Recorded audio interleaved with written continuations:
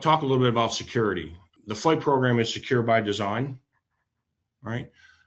It comes with built-in VPN tunnels, all right? So the data carriers with the RMS platform with the devices is in a secure environment. Encrypted links, right? Safeguarding that data so nobody from the outside world can ping those modems and see what's available. Encrypted data links or secure time-bound links, more importantly, with your controller access.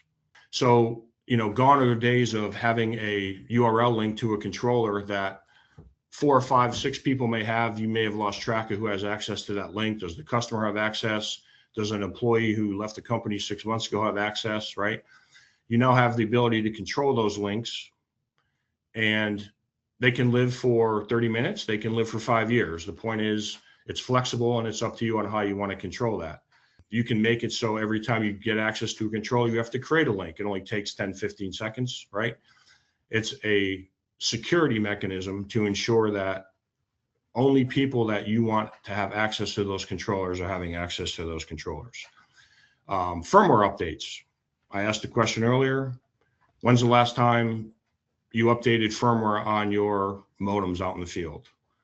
If you are, kudos. I can tell you from experience, most of the people that we work with have never touched the modem once they've installed it. That is a security problem. There's a loophole there, right? People can access those modems. They can do some bad things, and it happens.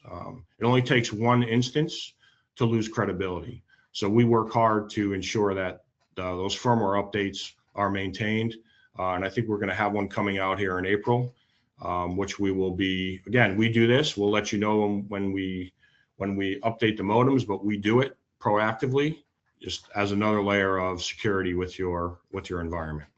And then on the application side, multi-factor logins to your account, whitelist capabilities, and of course, continuous oversight by us with the flight program.